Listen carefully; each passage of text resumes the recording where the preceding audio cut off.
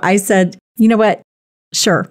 Took me a minute to kind of get my head around it and sort of put away that side of yourself that feels like, I don't want to ask people to give me money because it just feels kind of awkward and weird and everything. But they're doing it because I have to make expensive changes to my home to make it safe for Mark when he gets home. And I have to be able to hire caregivers.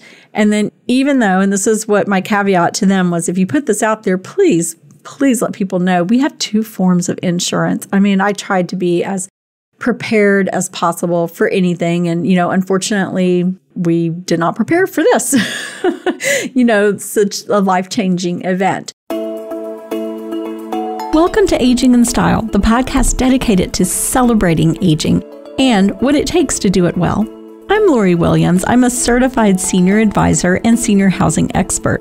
In each episode, you'll learn stories of older adults who are thriving in their 70s, 80s, 90s, and in some cases in their hundreds.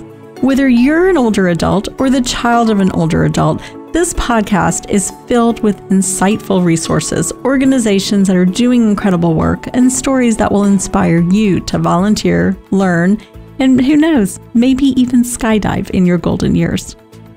Hi, welcome to Aging in Style. Today, we're going to do something a little different. I'm basing this on my recent experience. As many of you who follow the podcast know, my husband, Mark, had 4 massive strokes on Christmas. And I'm experiencing a lot of the things that I've always talked about on the podcast, being an advocate, being a caregiver, going through the system of hospital to rehab and then on to home. Right now, we are at the point in our journey where my husband is in rehab. He is in a really, really good brain stroke rehab in Dallas, and it's over an hour away from my house, so it makes it a little difficult trying to manage everything and get to see him regularly. But our next phase of this journey is that he will be coming home and continuing with outpatient rehab. But there's a lot that's going to have to happen. He is paralyzed on his right side, and he has aphasia of his speech. It's very, very hard to understand him. So things that I'm going to have to put in place are going to be modifications to my home, probably having caregivers, or very likely having caregivers. I don't know how, many hours a day, but it's interesting because this is all the things I talk to people about every day, about their loved ones. And now I am living this right beside you. And as I am on this journey, I'm making note of things that I see that I didn't know about before, or just it never really occurred to me. If you are on a journey with a loved one who has a life-changing illness or accident, so, like a stroke, dementia, Parkinson's, MS, whatever it may be, and none of us think this is going to happen to us, right? This is, especially, I'm 58, my husband's 62. We don't really think about these things happening. This is that big catastrophe that is not going to happen to us. But you know what? I'm just here to tell you, not to be a cliche, but your life can change in an instant. And our life and what we knew as our life has completely changed. So I'm saying all this because it's going to lead me to today's topic, which is when you need help and financial help. And that's a super hard thing, I think, for any of us to ever ask for. So when you have someone who has an illness that is going to be an ongoing life-changing illness, they're not able to work anymore. Maybe they were already collecting Social Security. So if you're older in age, say you've already retired and you're getting Social Security, you have one set of options here. If you're kind of falling in that age where, like my husband is 62, you're into a whole other kind of deal. You work on things like we're trying to get him Social Security disability. Of course, you have to go 3 months with a stroke. And I'm going to do another podcast episode that's all about Social Security, what Social Security disability is, best ways to get it, all of that. We'll get into that because I've been in the midst of working with Social Security, and that's something. But what I want to bring up is that, and I don't know why this is a hard one for me to talk about, because I think a lot of us are very prideful, and I hate to ask people to help me. But when you're in a crisis like this, you have to accept help, and you have to sort of get over yourself and do what is right for your family and for your loved one who is now disabled.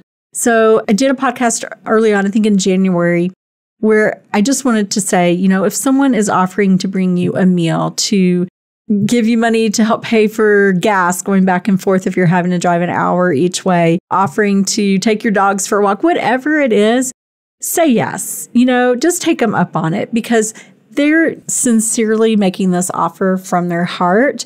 And if it's going to help you, say yes. So then, and like I said, I did a whole podcast about that, but I'm one of these people that it's super hard for me to take help. And I think because I'm just used to being in control and never been in this kind of situation. So for our situation, because my husband is not getting Social Security, has no income coming in at this point, and this is a life-changing event. Hopefully he will walk again. I mean, we are all praying for the best outcome there is. But my house is not set up for someone who's handicapped. And I own this business. I work. I can't be home all the time. And my youngest is still in college. She's a sophomore in college. So it's not, a reasonable thought for me to quit working and stay home as a full-time caregiver. It's financially, we can't do it. And I love my work. I love what I do, and I'm not going to give it up. So we have to figure out what we're going to do. With all that being said, some of my friends stepped in and they said, we're going to do fundraisers for you, and we're going to do a GoFundMe, which is one of the crowdfunding sources. There's several different ones out there. So I said, you know what? Sure. Took me a minute to kind of get my head around it and sort of put away that side of yourself that feels like, I don't want to ask people to give me money because it just feels kind of awkward and weird and everything.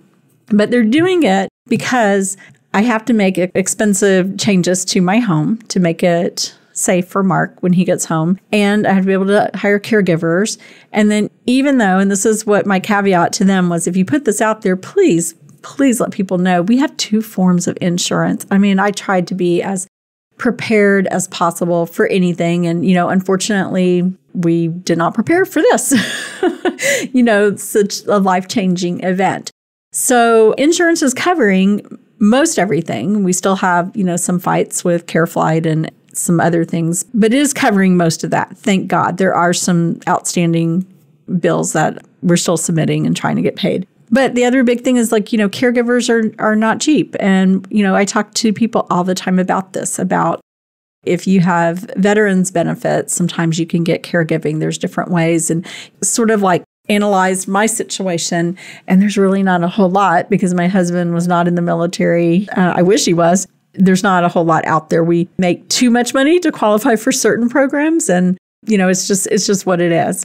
And I sound like all stuttery talking about this, but Anna, my producer, and I talked about this topic, and that it is good to get this out to people because people don't really talk about this. And that's why I'll talk about anything and share my journey. If it's going to help someone, I will share this.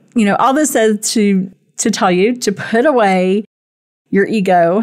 And if you need help, let people help you, whether they're helping from your church, whatever they're doing. If they're doing fundraisers for you, my friends have done several fundraisers where we've gone to a restaurant and the restaurant gave back a percentage of the proceeds of the night if people said that they were there in support of Mark Williams, my husband. So there are ways that you can do that. And then there's also, you can do a GoFundMe. And my friend set up a GoFundMe.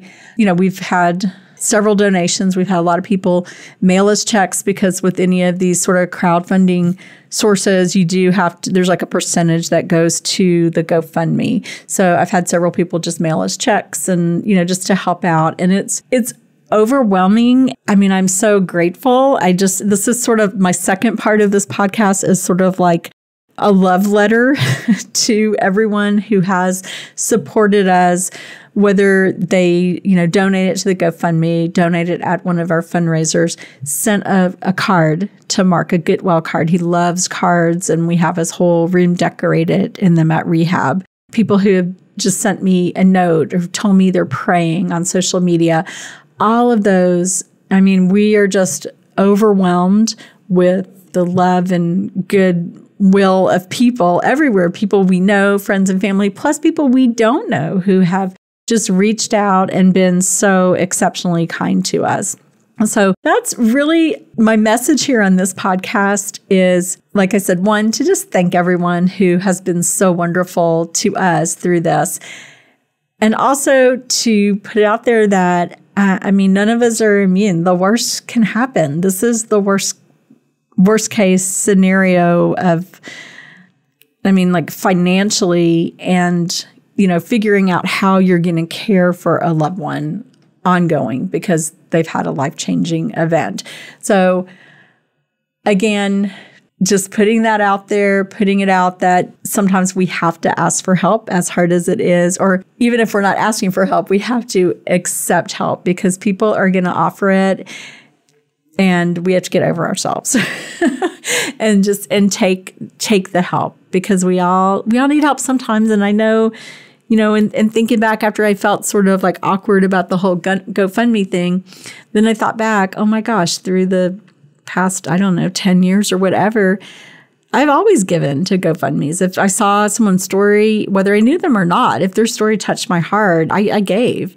I'm sure most of us have done that or seen something and helped someone. So don't deny help for yourself if you need it. If you're in a situation, you're caring for a loved one, you can't do it financially, you need some help, there's always this way of doing it. Family and friends who may put together fundraisers for you or do a GoFundMe. But anyhow, that's what I wanted to share with y'all today. And I will be sharing more. It's just as I go through this journey, as I said, things come up that never crossed my mind before because I wasn't walking this path. And I'm helping so many. I can help people navigate different things. But now I'm seeing it from their eyes. I'm walking on that same journey, and it's different when it's you. Like you see more. I've learned a lot more since December 25th about healthcare, about disabilities. I've learned a lot, and I know I have a lot more to learn, and I will definitely share that with all of you. All right. Thanks so much for listening, and we will see you next week. Be sure to follow on my website, follow the podcast, like it, share it, and then you can find all podcasts on my website, which is LoriWilliams-SeniorServices.com. Thanks for listening.